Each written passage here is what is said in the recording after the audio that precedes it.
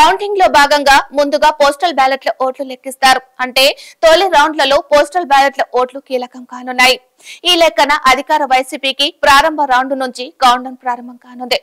సాధారణంగా 500 నుంచి 3000 ఓట్ల వరకు మెజార్టీ వచ్చే స్థానాల్లో పోస్టల్ బ్యాలెట్ల ఓట్లు గెలుపోటములను ప్రభావితం చేయనున్నాయి.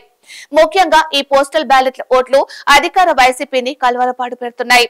అందుకే ఈ ఓట్లు వీలైనంత వరకు చెల్లుబాటు కాకుండా చూడాలని వైసీపీ భావించింది.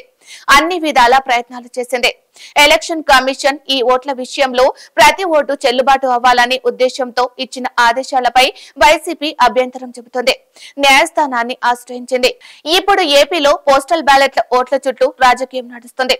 100% వారి ఓట్లు చెల్లుబాటు కావాలని టీడీపీ కూటమి భావిస్తుంది. అందుకే రిటర్నింగ్ అధికారి హోదా సీల్ లేకపోయినా సంతకాన్ని ప్రతిపాదిగా తీసుకొని ప్రతి ఓటు చెల్లుబాటు అయ్యే విధంగా చూడాలని ఈసీని కోరింది.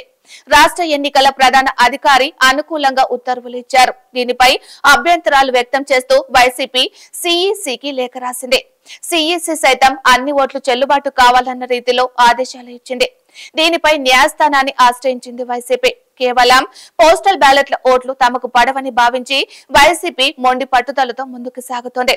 అయితే ఓట్ల చెల్లుబాటు కోసమే ఈ ఆదేశాలు కావడంతో న్యాయస్థానం పట్టించుకుంటుందా లేదా అన్నది చూడాలి. 100% పోస్టల్ బ్యాలెట్ల ఓట్లు చెల్లుబాటు అయితే వైసీపీకి తొలి రౌండ్ నుంచి కౌంటౌన్ మొదలైనట్టే.